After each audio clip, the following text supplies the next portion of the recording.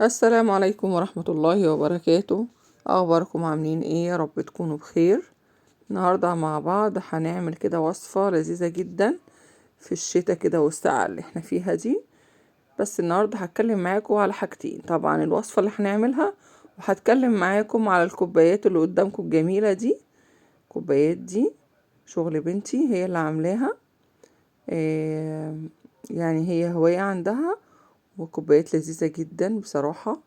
استغليتها بقى في التصوير، فيا رب تعجبكم شكلها كده وتدعموها في الكومنتات وتشجعوها.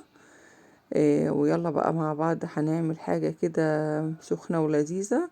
حاجة كده يعني ب15 جنيه تقدري تعملي بتاع 20 كوباية. هتعمليها. تعالوا مع بعض هقولكم هنعمل ايه. هنعمل مع بعض مغات الغلابة. ايه هو مغات الغلابة ده يا رندا؟ المغات الغلابة ده هتروحي عند العطار هتقولي له عايزة حلبة محوجة. الحلبة المحوجة دي شبه المغات بالظبط. هتجيبي الربع ب15 جنيه. هيعملك 20 كوباية من المغات. أول حاجة هنعملها هنسيح سمنة على النار، بقى سمنة بلدي، سمنة أي سمنة عندك، زبدة. وهننزل الأول بالسمسم. وقبل أول ما يبدأ السمسم يطرقع معاكي هنبدأ ننزل لكل كوباية مغات هننزل بمعلقة من الحلبة المحوجة. وهنبدأ نقلبها كده.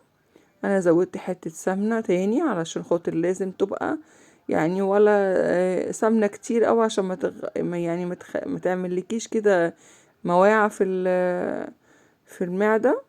يعني بتبقى كده وسط زي ما انتوا شايفين كده. بفضل اقلب لغاية ما اللون كده يبقى ذهبي. هبدأ بقى ان انا احط السكر حسب ما انا عايزة. في ناس بتحب الحاجة مسكرة، ناس بتحب الحاجة يعني مش قوي. فانت بتحطي السكر ده حسب ما انت عايزة. بس طبعا انا بنزله مع المغات، بديله كده يعني تحميصة كده معاه. بيدي طعم حلو.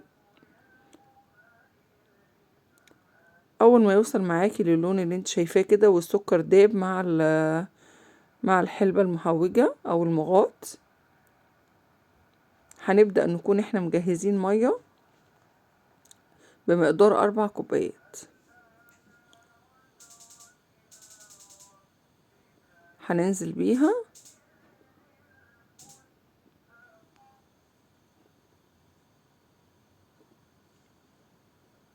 بمقدار 4 كوبايات. لكل كوباية معلقة مغات ممسوحة، مش مليانة قوي يعني، ولا ممسوحة قوي ولا مليانة قوي. هنبدأ بقى نقلب كده. هو السكر عمل كده زي تجمعات، بس مع التقليب هيفك معاكي.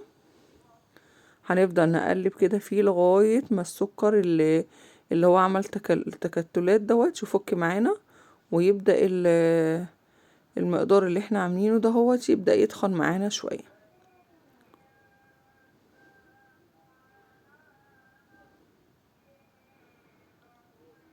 تقليب مستمر كده عشان تفك معانا كل حاجة. اول ما يبدأ القوام معانا يبدأ يعني سنة، مش عايزاه تخين قوي لان هو كل ما بيبرد كل ما بيتقل معاكي. بس اهم حاجة عندي اللي السكر الموجود ده يدوب زي ما انتم شايفين كده هو داب. وهنبدأ بقى اللي احنا ايه نعبيه في الكوبايات